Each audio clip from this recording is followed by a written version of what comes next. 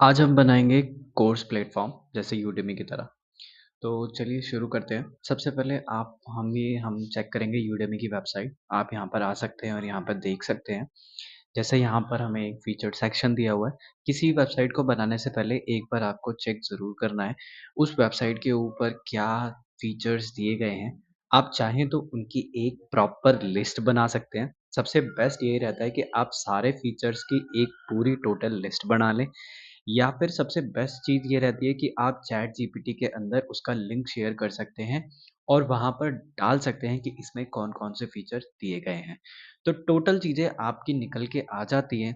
आपको टोटल पता लग जाता है कि किस तरीके से हमें क्या-क्या चीज़ें करनी है। अब जैसे इसके अंदर आप देखोगे तो यहाँ पर हमारे पास ट्रेंडिंग कोर्सेज़ का सेक्शन है, पॉपअप का फीचर है, इसके बाद में आपका सब्सक्रिप्शन भी है इसके अंदर, और आपका सीटीए एंड फुटर सेक्शन दिया हुआ है जो कि हमें इस बार बनाना है।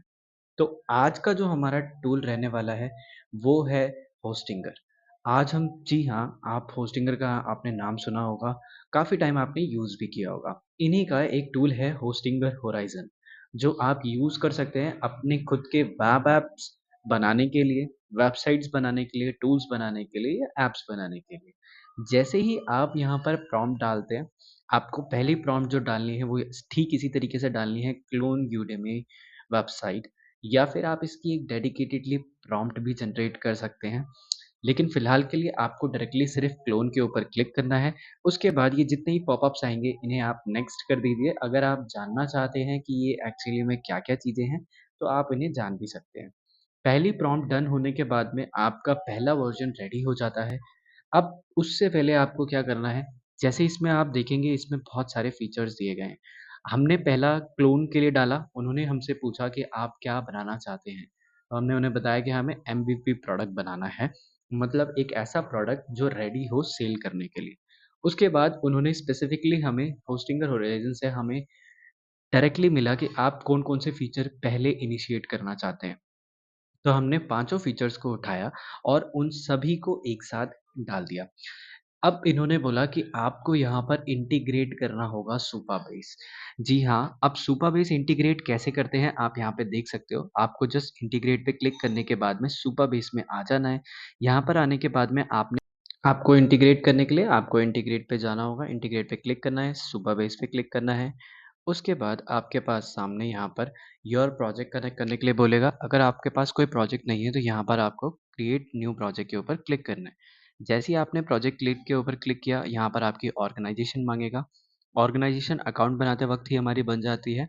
फिर यहाँ से आपको प्रोजेक्ट का नेम डालना है, पासवर्ड डालना है और उसका रिलीजन डाल के उसको आगे कंटिन्यू कर देना है, वरना एशिया पैसिफिक रहने देना है। इसके बाद आपने क्या करना है, जैसे ही आपका ये कंप्लीट हो जाता है, it will say take some time, 2 second से ज़्यादा टाइम नहीं लेगा आपका, और यहाँ पर क्रिएट हो जाएगा। जैसे ही क्रिएट होता है यहाँ पर आपने दोबारा आना है अपनी साइट पर, उसको एक बार रिफ्रेश करना है। जैसे ही आप इसे रिफ्रेश करते हैं, अब आप देखेंगे इंटीग्रेट पे क्लिक करने के बाद में आपके पास में शो करेगा कि यहाँ पर हमारे पास सुपरबेस का कनेक्ट प्रोजेक्ट दिखा देगा, जो प्रोजेक्ट अभी हमने बनाया है। तो कनेक्ट करने के लिए बोलेगा, आपको सिर्फ़ कनेक्ट करना है और यहाँ पे कनेक्ट पे क्लिक कर देना है। जैसे ही आप इसे क्लिक करते हैं, आपको एक मैसेज मिलेगा, I have connected my Supabase project test, जो ऑटोमैटिकली जनरेट हो जाता है। आपको सिर्फ़ ये मैसेज आने के बाद में थोड़ी देर का वेट करना है। आपका फर्स्ट वर्ज़न ये रेडी करने के लिए शुरू कर देगा। तो आपने यहाँ पर हमने ये वीडियो यहाँ पर स्किप करी है।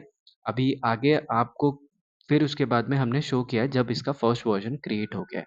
तो फर्स्ट वर्ज़न कुछ इस तरीके का शो करेगा, जो भी इसने बनाया है वो आपको यहाँ पे शो कर देगा, एक कन्फर्मेशन मैसेज भी दे देगा और साथ में आपको ये भी बताएगा कि आपको अगला स्टेप क्या लेना है।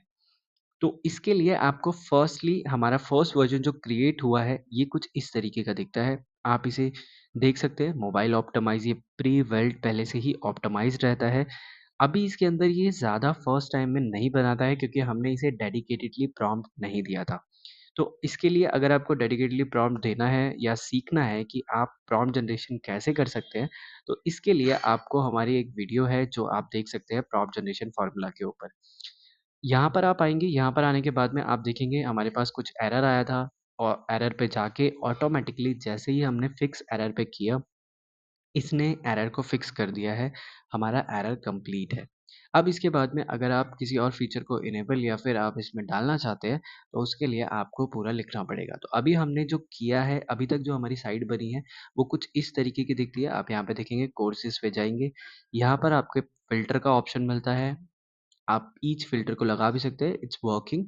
फ़िल्टर के अलावा आपके पास में पेजेज़ का ऑप्शन है, जो भी पेजेज़ आपके पास में हैं, आप उन पेजेज़ को ओपन कर सकते हैं। ये कोर्सेज़ के पेजेज़ हैं बेसिकली। अब यहाँ पर आपके कोर्सेज़ भी यहाँ पर इम्प्लीमेंटेड है, पहले से यहाँ पर आ रहे हैं। अब हमारे कोर्सेज़ में ज़्यादा चीज़ें नहीं हैं, हमारा अबाउट दिस कोर्स के अंदर हमारे प्रोजेक्ट्स नहीं हैं, क्या-क्या टॉपिक्स होनी चाहिए, कुछ भी नहीं है। तो अभी अपन क्या करेंगे, एक न्यू प्रॉम्प्ट जनरेट करेंगे और इसके अंदर टॉपिक्स डालेंगे और टॉपिक्स के अलावा हमारे पास साइन इन का पेज आप देख सकते हो, अगर कोई एनरोल करना चाहता है तो उसके पास साइन इन, साइन अप का फॉर्म भी है, वो साइन अप कर सकते हैं। यहाँ पर ये फीचर भी इनेबल है। इसके बाद में आपने दोबारा प्रॉम्प्ट देनी है, जितने भी चेंजेस हैं, हर बार आपको ऑडिट करना है, ऑडिट करने के बाद में आपने चेंजेस की इनको रिक्वेस्ट डालनी है। जैसे ही आप रिक्वेस्ट डालते हो, होस्टिंगर होराइज़न से आपका वहाँ पर बनकर वो कंप्लीट हो जाता है।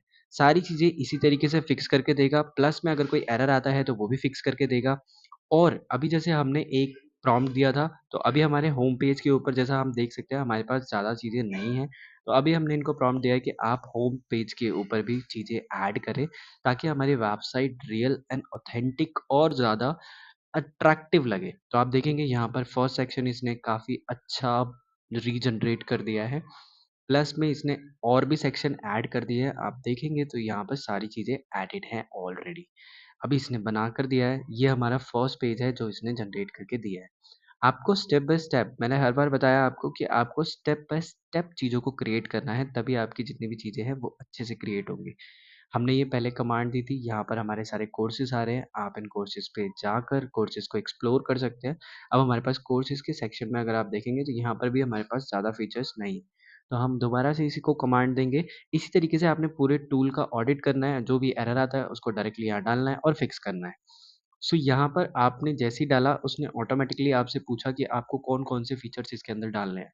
तो जैसे ही आप बता देते हैं उसके बाद में यहाँ पर आपका पूरा बन के ये रेडी कर देगा। जैसे ही आपका बना के रेडी करता है, आपने क्या करना है एक बार एक्सप्लोर करना है, फिर उसके बाद में आपने दोबारा कमांड देनी है।